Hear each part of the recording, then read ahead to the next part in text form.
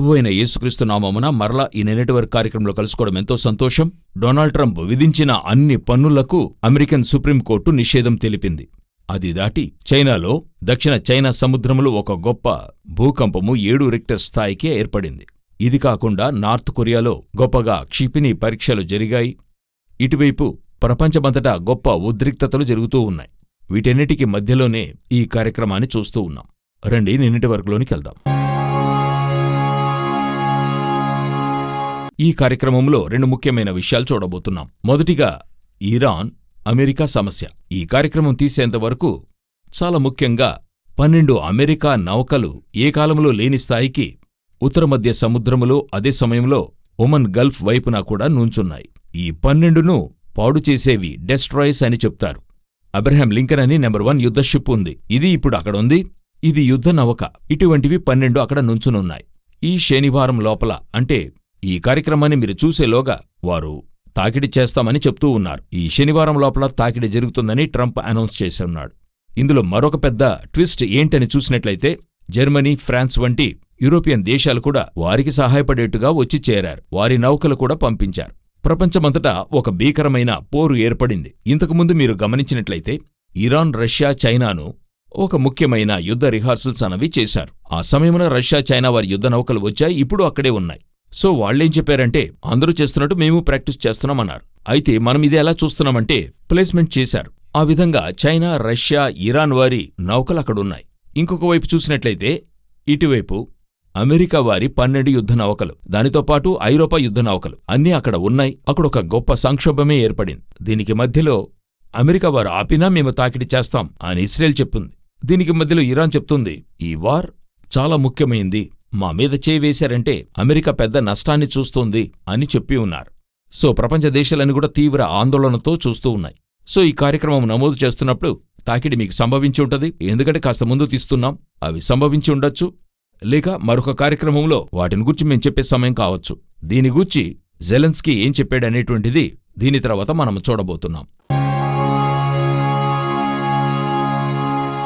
Russia యొక్క ఈ war చైనాతో కలుస్తుంది కదా, దీన్ని ఆయన ఎలా చూస్తున్నాడు? జెలెన్స్కీ ఏం చెప్తున్నాడు? రష్యా ముందుగా 3వ ప్రపంచ యుద్ధం స్టార్ట్ చేసింది. ఇప్పుడు ఆయన చెప్పిన విషయం, రష్యా 3వ ప్రపంచ యుద్ధం స్టార్ట్ చేసింది. అది కొంచెం కొంచెంగా ఐరోపాలోకి వస్తుంది. మమ్మల్ని చుట్టుముట్టి నాశనం చేయాలనుకునే పనితీరులో ఉక్రెయిన్ తర్వాత యూరోప్ని పట్టుకోవడం, ఉక్రెయినే యూరోప్ యొక్క గుమ్మము దగ్గర ఉంది. సో అలా పట్టుకుంటుంది అని చెప్తూ ఉన్నాడు. సో రష్యా ఈ విధంగా ఇటు చూసినట్లయితే ఇరాన్కి సపోర్టుగా నుంచుంటుంది. అటువైపు యుక్రెయిన్ నుండి లోనికొస్తుంది. వీటిని బట్టి చూస్తే 3వ ప్రపంచ యుద్ధం ఆరంభమైందని చెప్తూ ఉన్నాడు. ఈ 2026 మే మాసము లోపల ఇంకెన్నో కార్యాలు జరిగే అవకాశముందని అంతటా చెప్పుకుంటూ ఉన్నారు. ఇప్పుడు మన కంటికి ముందు ఇవన్నీ నిదర్శనంగా జరుగుతున్నాయి. ఏ సమయమైనా యుద్ధం ఆరంభమవచ్చు. 3వ ప్రపంచ యుద్ధం, అణు ఆయుధం, అంటే ఈ అణు ఆయుధం ఒప్పందం ఇప్పుడే ముగిసింది. రష్యా, అమెరికాకి మధ్య ముగిసింది. ఇప్పుడు ఇవన్నీ కూడా చేరి దేనికి దారితీస్తున్నాయంటే ఒక గొప్ప యుద్ధ వాతావరణం ఏర్పడి ఉంది. మనము 2వ అతి ముఖ్యమైన కార్యాన్ని దీనితో చేర్చి మనం చూడబోతున్నాం. ఇప్పుడు సమీపంలో ట్రంప్ ఒక అతి ముఖ్యమైన అనౌన్స్మెంట్ ఇచ్చాడు.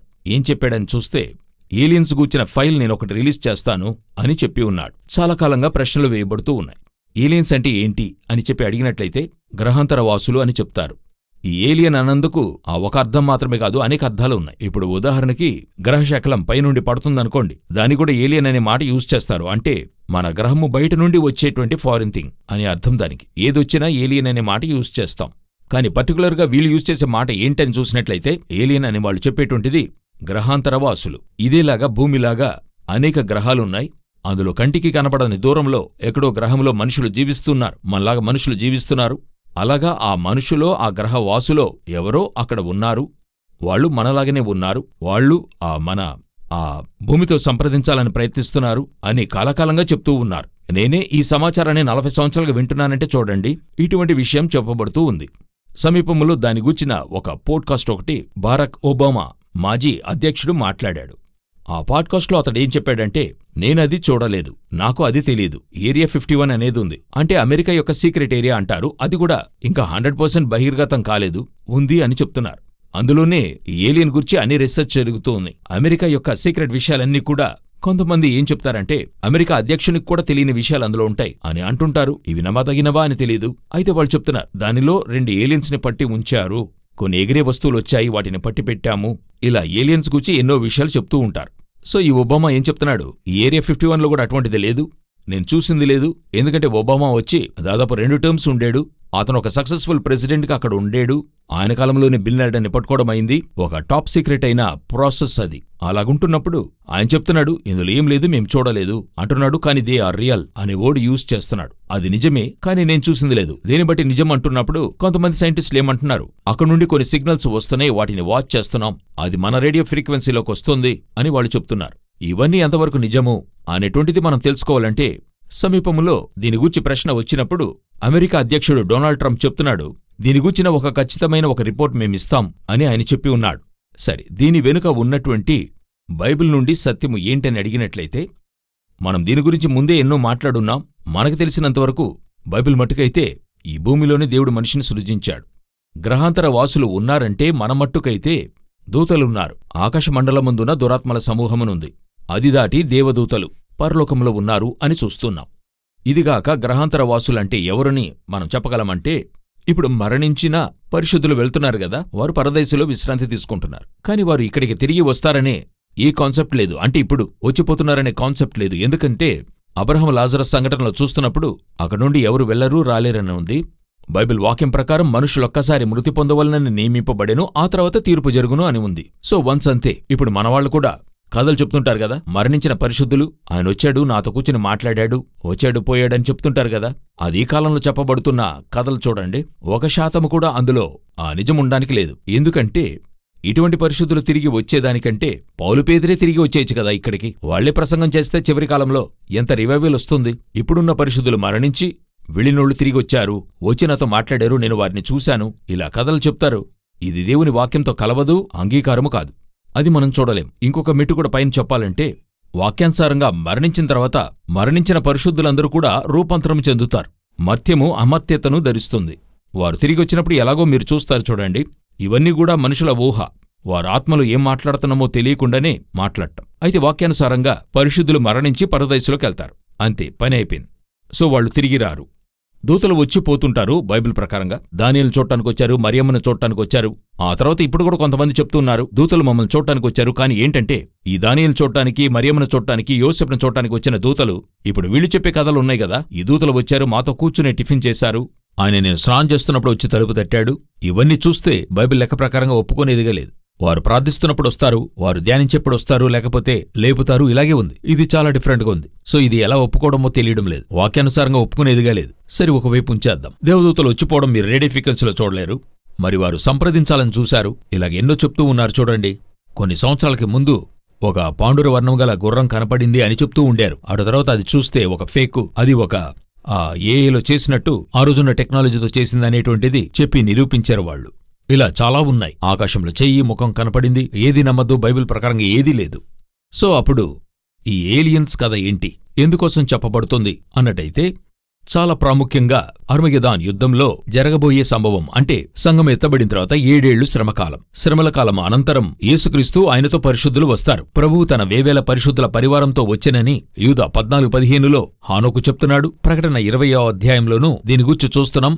అదేలాగా అర్మగెదాన్ యుద్ధం గురించి మనం చదువుతూ ఉన్నాం కదా. సో ఈ కాన్సెప్ట్లో మరి చూసినట్లయితే ప్రకటన 16:16లో ఉంది. దీని ప్రకారం చూస్తే యేసు వేవేల పరిశుద్ధులతో రావాలి. వీరందరూ ఎలాగ వస్తారంటే, ఈరోజు ఏలియన్ అని ఏది చెప్తున్నారో అలానే వీరు ఉన్నారు. అది బైబిల్లో నుండి తీసిన కథే చూడండి.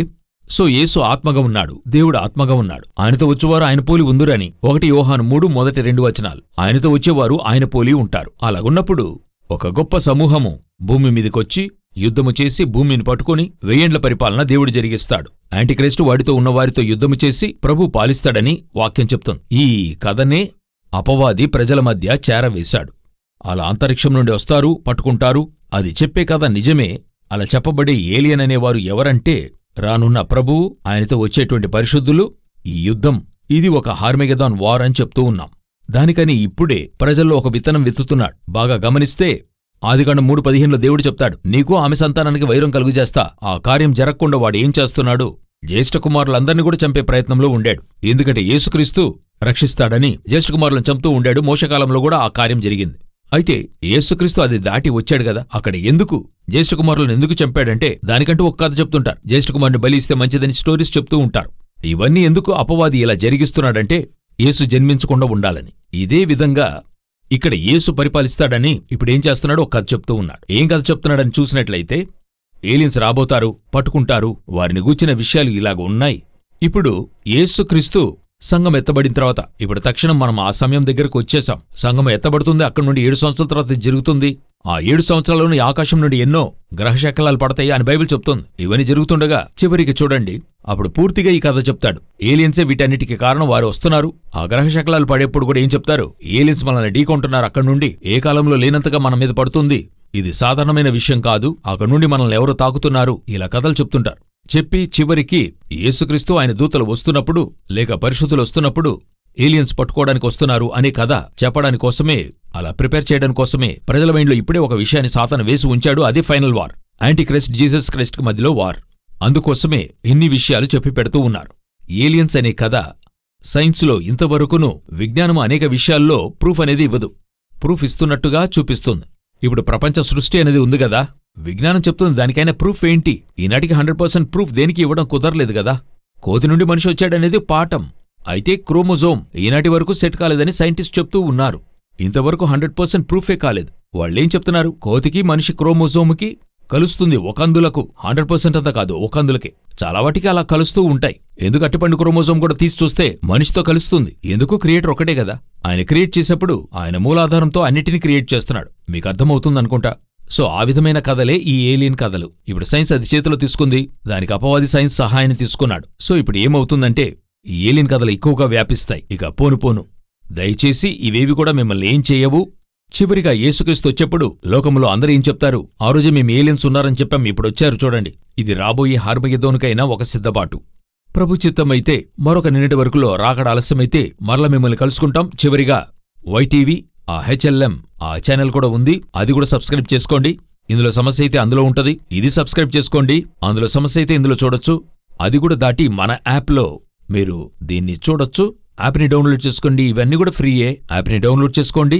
ఒక సేఫ్టీ కోసం చెప్తున్నాం. చివరిగా వైటీవీ ఓటీటీ అని చెప్పేటువంటి ఒక ఓటీటీ వస్తుంది. దాని గురించిన అనౌన్స్మెంట్ త్వరలో వస్తుంది. మా సేవలకై ప్రార్థించండి. God bless you.